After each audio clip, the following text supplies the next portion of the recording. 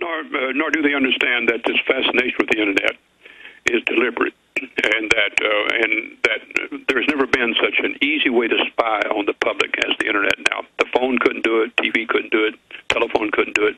Nothing is as pervasive because the excitement that people find in going to the internet, Googling, seeming like all this stuff is free, when in fact it's what's happening in the background that they don't know about. And so that's the intent of the internet, is to make it a magical device for people to come to it. Don't even stop to think about what's happening in the background. Just enjoy so the it. globalists get a database and a psychological algorithm on each individual in the country and can gauge things with predictive programs. We'll talk about it when we come back. The establishment intended to get you addicted to the internet. We've always pointed that out. And then used it as the worldwide wiretap. That's what the NSA 30 years ago called it as they developed it. The worldwide wiretap. But we can use it against them if people are aware of this. The fact is they're accelerating their program of control now because they're really getting concerned. Do you agree with that statement, John Young? I do. Now, you got into something very deep, which they admit but isn't popularly known, that, in fact, I have an article, cell phones show human movement predictable 93% of the time. Just off tracking our cell phones in England and the U.S. where we move, they learn what we do as an individual. I mean, this is literally what Isaac Asimov wrote about in his Foundation series, where a mathematician comes up with computers that can predict mass movements of people 99% of the time. Correct. Your comments, sir. Well, for example, in the case of Google, everything you search for becomes part of the data, and they can track you just like the cell phone is tracked. They can tell where you're going, what your tastes are, what your health interest is, what your sex interest is, what your business interest is, where you bank. So just using Google alone, and there are dozens of these sites like that that are gathering this data. And so that the cell phone tracks you geophysically, and the internet tracks you digitally. And with RF, if you use Skype, if you use any of the internet-related services like the telephone and others that are coming online and are very popular, they even use that to also track your telephone calls and who you're calling. So, and by the way, the government has admitted that they spy on these social media sites like MySpace, Facebook, and Twitter. So they've already admitted that. Thing is, what they won't tell us is, well, what are they doing with the data? Now, the key to all this is they always justify this as we're doing this to fight the criminals and the terrorists. Thing is, they overreach. They use that as just an opening gambit, and they expand it to watch people who are not criminals, who are not terrorists. And so that's what we have to make a distinction is that they always argue that we're doing this to protect the public. Thing is that they don't need to spy on us this much to protect the public. They overreach. Well, more than that, we got the Homeland Security documents. The whole Homeland Security system set up for the American people. They admit that internally. Governor Ridge admitted the terror alerts were fake for political gain. This whole thing is aimed at the people. Yes. As you well know from the years you've been working on this, is the biggest threat to government are their own citizens in all countries. They never say that, but that's the biggest threat. And so that is the reason that they hide behind the term national security. That's just a device to get more money to actually protect government from its own citizens. I know this is a bitter pill to swallow, but I think we have to get serious about how this actually works and not buy into all the spin that's put out about external enemies.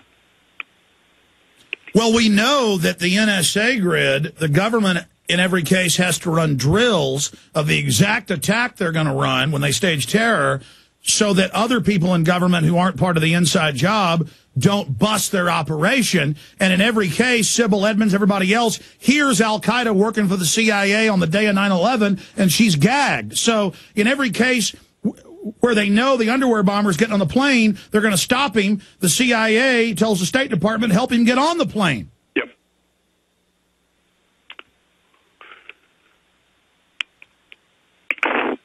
The other aspect of it that I find intriguing, since one of the things we have to deal with is being stigmatized, called a conspiracy nut. They use all these demeaning terms to anyone who probes too much. You just got to look past that. Those are just standard techniques to suppress your views.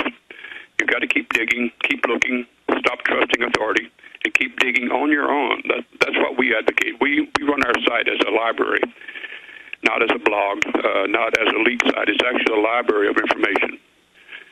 90% of our documents are not controversial, but they're highly informative about how government works. And you just got to do a lot of educational work and not be seduced by headline stuff. Yeah, Cryptome.org is so great because you're just reading the documents and you make your own decision about them. That's right. That's the key. Make your own decision. Like Operation... That is scary to people in authority. Like Operation Northwoods. When we come back in the final segment we've got with you, I want to talk about how we support Cryptome.org, but also... I remember Google 4 years ago saying they're going to use cameras and microphones to watch you in your house with computers recording keyword.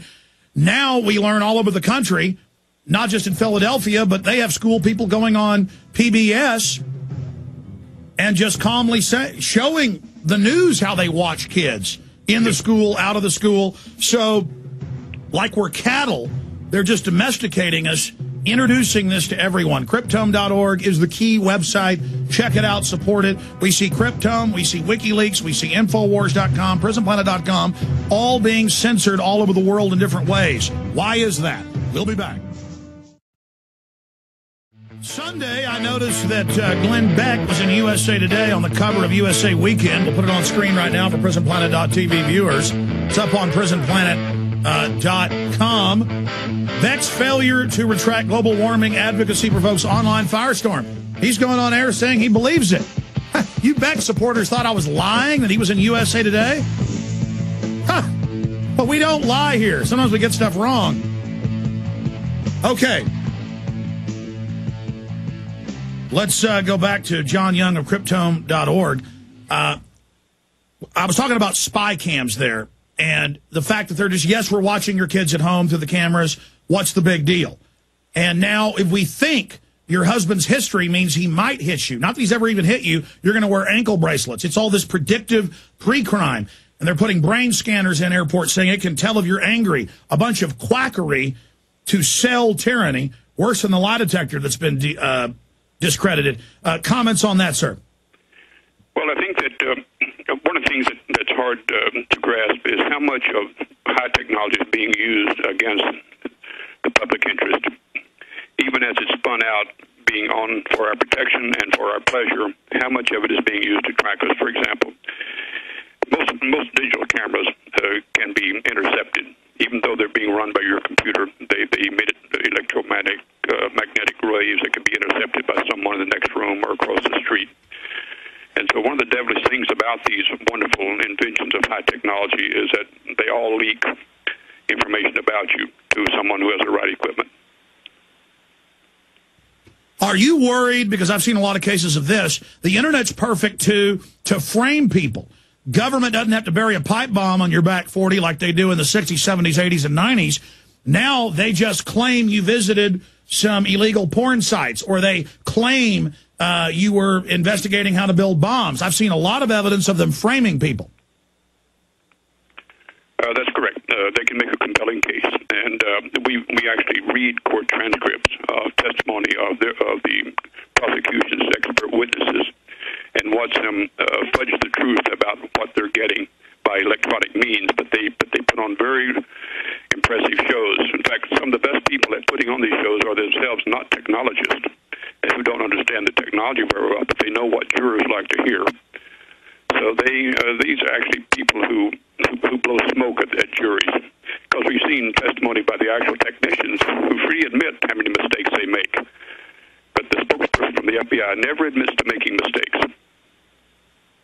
And they win over 90% of their cases. Well, the good news here is Microsoft backed up. This gave them a big black eye. Why did they think that they could shut you down and get away with it? That's a good question. I'm going to have to work on that one, Alex, because we did not expect it to happen, and we're going to try to find out how to take advantage of that unexpected. They may have done it just for PR purposes, in order to not have to go to court and explain how more extensive it is than just our one little case. We happen to know they send out thousands of these notices per week, like we got, and get away with it, and they never have to defend it in court. They just bluff people into obeying. So I think they thought this bluff would work, and we decided to test that and let them to take us to court. We was hoping to go to court. Yeah, we've had some of these, and I don't usually make a big deal out of it. I just file in federal court against it. We had our YouTube channel taken down, and I just went and did the federal filing. And then it went back up because it is a bluff. It is a fraud. I mean, we're allowed to play a 1-minute clip of Michael Reagan saying, murder 9/11 truthers, I will give you weapons, I will give you bullets, I will give you money, kill Mark Dice. We're allowed to play a clip of him and say, look at this criminal saying murder us. And that's fair use, and that's the end of it. Yep. And so, again, that's the power of having a platform to speak as a business, an impressive sounding business, that you can just bluff people.